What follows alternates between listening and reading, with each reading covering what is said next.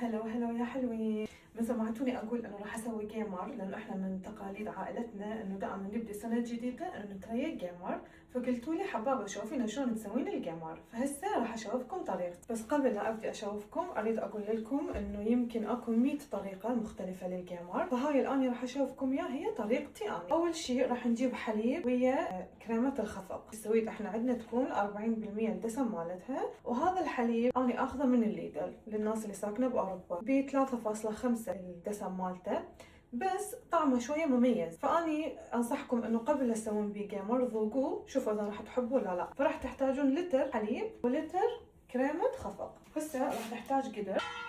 هسه راح نصب بيه الحليب مالتنا، كريمه الخفق راح نصبها كلها هنا. وهسه ورا ما صبينا كل الكميه راح نشغل العين على اعلى حراره، وكل شويه نجي بس نخوطه خلطه خفيفه هيك. تمام. فمن يحمى كلش وقام يطلع من عنده بخار، اقصد حركه لازم تبدون تسووها. هاي الحركه تساهم انه الطبقه تصير سخينه، انه تشيلون هيجي من فوق وتنزلون. تمام. تظلون هيك تسوون هاي الحركه، تشيلون من فوق وتنزلون، راح تتكون عندكم مثل طبقه مال فقاعات. تظلون هيك تسوون الى ان يوصل مرحله الغليان، راسا تطفون. شوفوا شلون الطبقه تصير الفوقانيه تتكون هيك فقاعات. هسه وصل مرحله بلش دا يريد يفور، فاشيله عن العين. خلاص هنا بعد خلصت المرحله هاي. هسه نجيب بايركس ونصب بيه الحليب. نقول بسم الله. هسه اني اخليه على عينين من العيون مال الطباخ. بسم الله على كيفنا.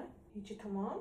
صار هنا على عينين، اخليه على اقل حراره عندي، على الواحد وهاي على الواحد. تمام. راح اوقت الطباخ على ساعه، او يعني انتم لازم وقت انه ساعه طبعا بدون ما تحركون. انتبهوا. وهسه خلصت الساعه، راح اتركه هيجي الى ان يبرد تماما. لما يبرد تماما انتبهوا كل زي ما تريد تشيلوه على كيفكم كلش، حتى تبقى الطبقه طبقه واحده ومتماسكه، وتحطوه بالثلاجه ويبقى بالثلاجه لباشر. ويا صباح الخير.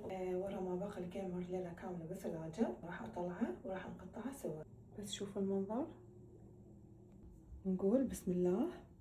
نبدي اول شيء نقص الحواف، لازم على كيف هيجي بهدوء.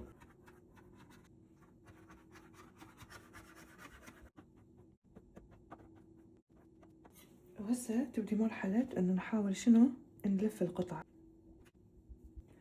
هسه نجيب صحن التقديم نشيلها على كيف، ونصب عليهم شوية من الحليب، وخلاص صار جاهز. ناس تحب تاكله ويا العسل، ناس تحب تاكله ويا الدبس، احنا بالبيت نحب ناكله ويا الدبس. ان شاء الله تكون الوصفة عجبتكم. باكم البطة. تعرفين شو ده؟